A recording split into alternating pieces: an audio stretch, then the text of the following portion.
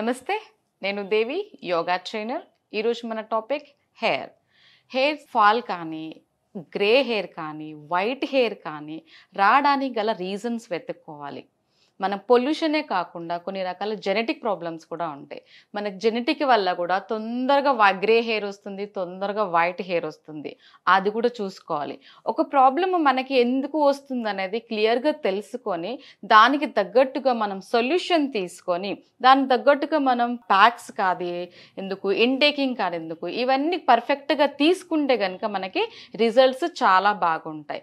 మనం ఇప్పుడు తీసుకున్నది ఒకటి ప్యాక్ చేస్తున్నాం. ఇది గ్రే హెయిర్ కోసమే కాకుండా హెయిర్ సిల్కీగా, స్మూతీగా, షైనీగా ఉండడానికి, హెయిర్ ఫాల్ అనే హెయిర్ తగ్గిపోవడమే కాకుండా ఉన్న హెయిర్ కూడా మనకి స్ట్రాంగ్గా, థిక్గా కనిపించాలా, అండ్ హెల్తీగా కనిపించాలా, అండ్ షైనీగా కూడా కనిపించాలి. ఇది కూడా మనకు చాలా ముఖ్యం. కాబట్టి దానికి ఈరోజు మనం ఒక రెసిపీ చేయబోతున్నాం, ఒక హెయిర్ ప్యాక్ చేయబోతున్నాం. అదేదో చూద్దామా?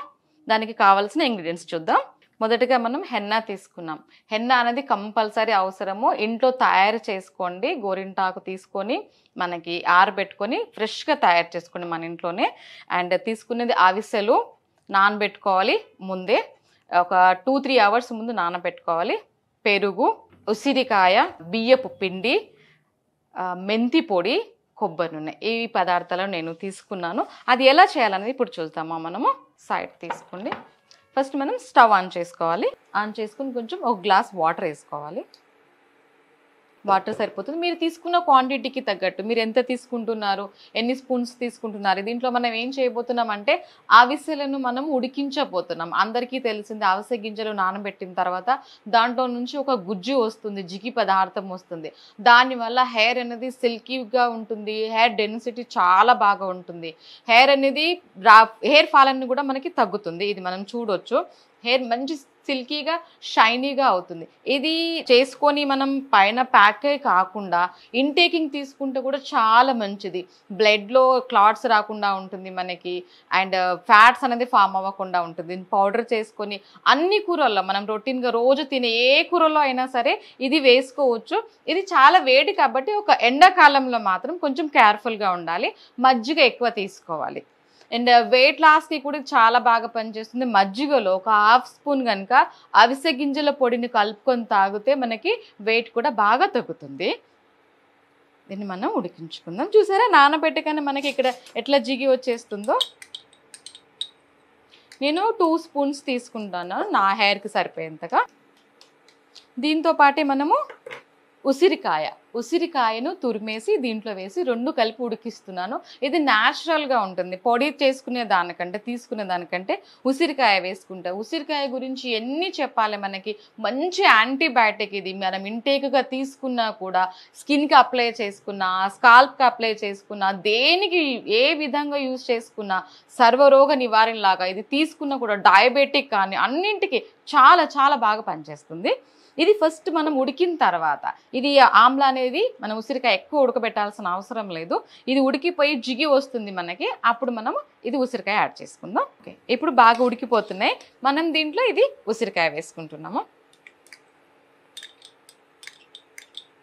ఈ 2 ఫ్లేవర్స్ మంచిగా మెల్ట్ అయిపోయినప్పుడు మనకి ఒక ఎనర్జెటిక్ జ్యూస్ అనేది వస్తుంది దీంట్ లోపల నుంచి. మనకి చూసారా, థిక్ అయిపోతుంది.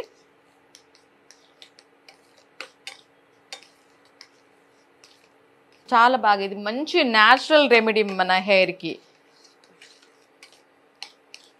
ఇది చల్లార్చుకునేంత వరకు మనం ఏం చేయాల్సింది అంటే, ఒక రైస్ ఫ్లోర్ని మనము బియ్యపిండిని స్పూన్ తీసుకొని, మీరు ఎంత క్వాంటిటీ తీసుకుంటున్నారు అనేది దాన్ని బట్టేసి ఒక స్పూన్ అనేది వేసి నీళ్ళలో నానపెట్టుకొని దానిపైన వస్తుంది కదా వాటర్ అనేది, ఆ వాటర్ని మనం ఇక్కడ వాడబోతున్నాం. వాటర్ ఎందుకు, రైస్ ఫ్లోర్ ఎందుకు మనం తీసుకున్నామంటే, ఇంతకుముందు మనం చెప్పుకున్నాం కదా, మనం ఈ సబ్బులు ఇవన్నీ రాకముందు తలకి కూడా గంజితోటి తల స్నానం చేసుకున్న వాళ్ళు, గంజి తలకు అప్లై చేసుకుని దాంట్లో కొంచెం చింతపండు వేసేసి తలకు అప్లై చేసుకొని ఒక 10-15 నిమిషాలు ఆరబెట్టేసి తలస్నానం చేసేవాళ్ళు. అప్పటికి వాళ్ళకి హెయిర్ ఫాల్ లేదు, డాండ్రఫ్ లేదు, వైట్ హెయిర్ లేదు, ఇలాంటి వాళ్ళు వాడుకునే వాళ్ళు. సేమ్ అట్లా నుంచి మనం తీసుకునే ఉన్నది. ఇది నానబెట్టుకోండి.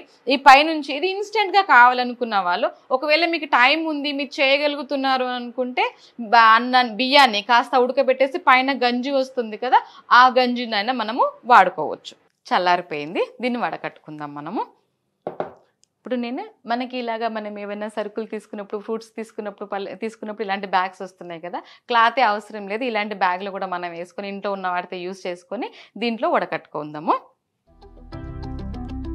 ఇలా వేసుకుని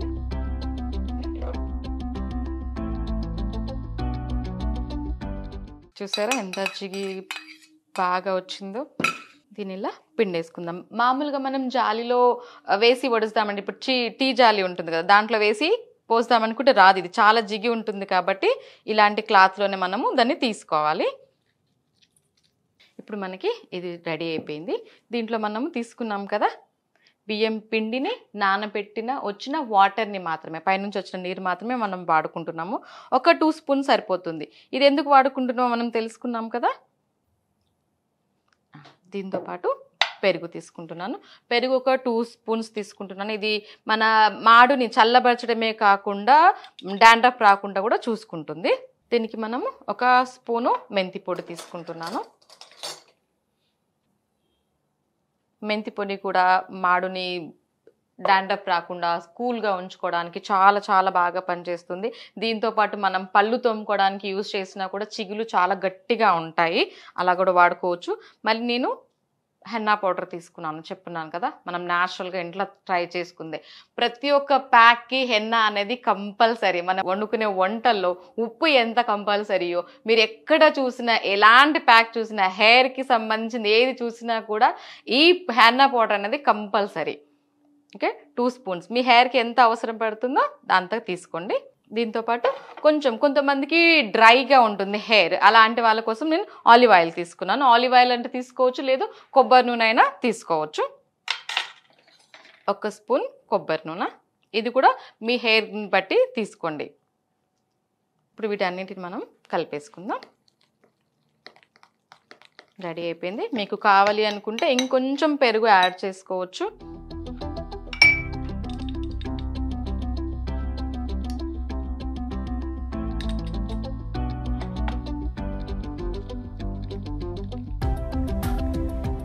మన ప్యాక్ రెడీ అయిపోయింది.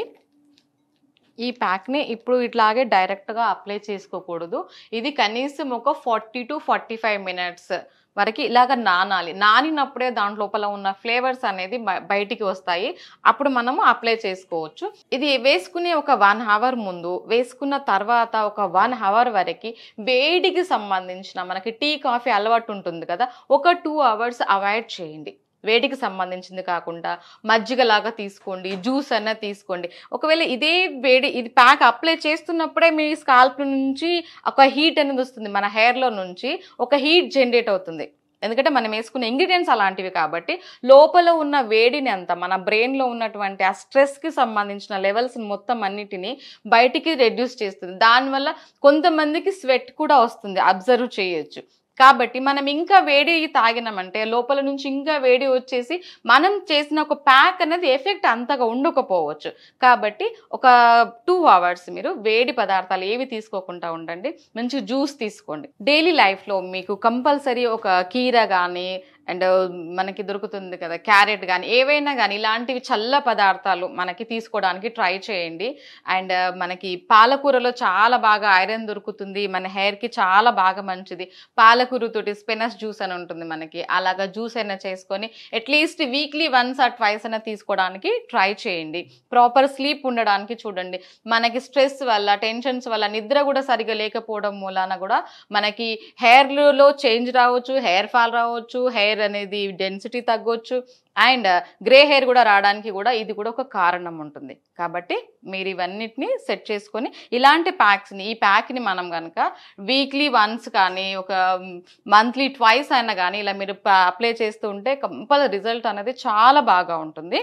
అండ్ దీనికి ఒక టిప్ చెప్తాను, ప్రెషర్ పాయింట్స్ టిప్స్. మన శరీరంలో అందరికీ ప్రెషర్ పాయింట్స్ ఉంటాయని అందరికీ బాగా తెలుసు. ఒక్కొక్క పాయింట్ ఒకటి కనెక్ట్ అయ్యి ఉంటుంది, ఒక్కొక్క ప్లేస్లో కనెక్ట్ అయ్యి ఉంటుంది. అది ఏంటిది అనేది మీకు చూపిస్తాను. ఇప్పుడు మనకి ఇక్కడ ఉంటుంది కదా బొటన వేలు నుంచి ఇది మణికట్టు అంటాం కదా, ఈ మధ్య భాగంలో ఒక పాయింట్ ఉంటుంది. ఎగ్జాక్ట్లీ మనకి ఈ రిస్ట్కి కొంచెం పైన ఇక్కడ కనుక మనం ప్రెస్ చేస్తూ ఉంటే మీకు టైం దొరికినప్పుడు కానీ ఎప్పుడైనా సరే గుర్తు వచ్చినప్పుడు ఇలా ప్రెస్ చేస్తూ ఉండండి. చేస్తూ ఉంటే కూడా కంట్రోల్ అవుతుంది. ప్లస్ ఇంకొకటి దీనివల్ల కూడా స్ట్రెస్ కూడా కంట్రోల్ అవుతుంది మనకి. దీంతో పాటు ఇంకొకటి మనకి ఇవి ఎలిమెంట్స్ ఉంటాయి కదా మన ఫింగర్ టిప్స్లో, ఆ ఎలిమెంట్స్ని కూడా లాక్ చేస్తూ ఉండాలి ఎప్పటికప్పుడు మీకు దొరికినప్పుడు. దీనివల్ల స్ట్రెస్ కూడా తగ్గుతుంది. తగ్గింది అంటే ఆబ్వియస్లీ అది హెయిర్ పైన ఎఫెక్ట్ ఉంటుంది. ఇలా ప్రెస్ చేస్తూ ఉండండి. ఓకే, ఇదండి ఈరోజుటి మన హెయిర్ ప్యాక్ రెసిపీ.